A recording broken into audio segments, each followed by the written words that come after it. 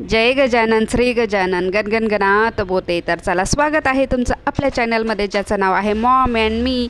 तर आज जायचं आहे लग्नाला जायचं असलं तरी घरात कामं भरपूर असतात। स्वयंपाक नव्हता पण बाकीचे भरपूर असे कामं होते।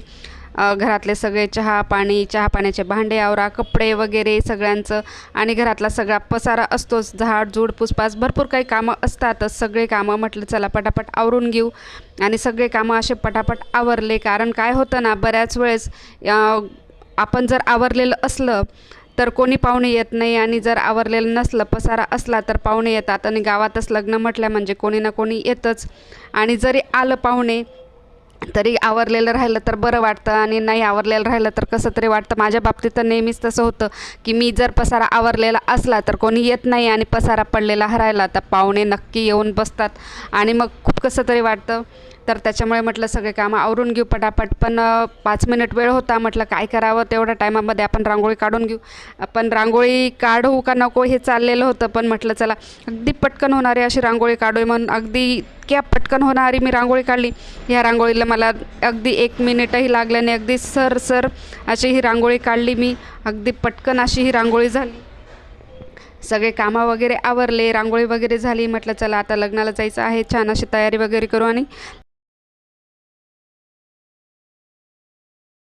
लग्नाला जाण्यासाठी केली तयारी, मेकअप वगैरे केला, आणि एखादी रील करू म्हटलं, आणि तो रीलसुद्धा मी टाकलेला आहे। आणि आलो आम्ही लग्नाच्या ठिकाणी आलो तर बघितलं लग्नाला भरपूर वेळ होता, नवरदेव नवरी यायची बाकी होते। आणि म्हटलं चला एवढा वेळ बाकी आहे तर मग जेवण वगैरे करून घेऊ, कारण सगळे म्हणत होते की सगळे जेवायला बसले होते, जेवण करून घ्या म्हणून। मग जेवण वगैरे केलं आणि परत मंडपात आलो तर बघितलं अजूनही नवरदेव आलेला नव्हता, नवरी नव्हती। आणि हे बघा किती छान असं रुखवत आहे।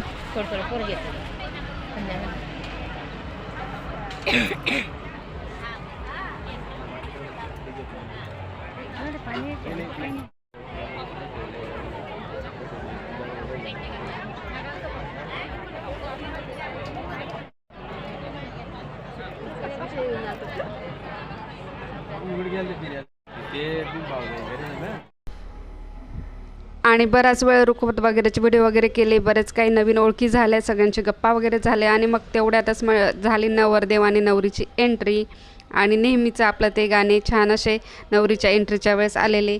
तर खूप छान अशी एंट्री झाली, छान असं लग्न झालं। आणि तुम्ही म्हणाल की लग्न कोणाचं, तर आपले गजानन भक्तच आहेत, त्यांच्या मुलीचं हे लग्न होतं। तर खूप छान अशी नवरी दिसत होती, आणि त्यांच्याकडे पारायणसुद्धा झालेलं होतं। मी त्यांच्या कडच्या पारायणाचा सुद्धा व्हिडिओ तुमच्याबरोबर शेअर केलेला आहेच। तर खूप छान असं लग्न झालं, अगदी मस्त वाटलं। स्वयंपाक एक जबरदस्त होता, छान असा।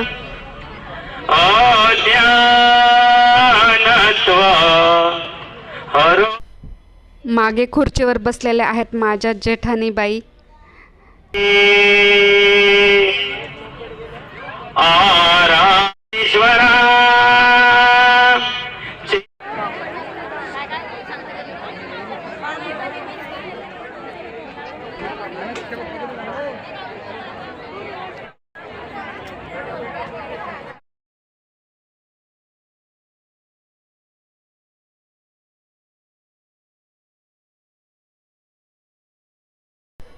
आणि लग्न लावून घरी आल्यानंतर खूप थकल्यासारखं होतं, मी तुम्हाला म्हटली होती खूप थकलो होतो।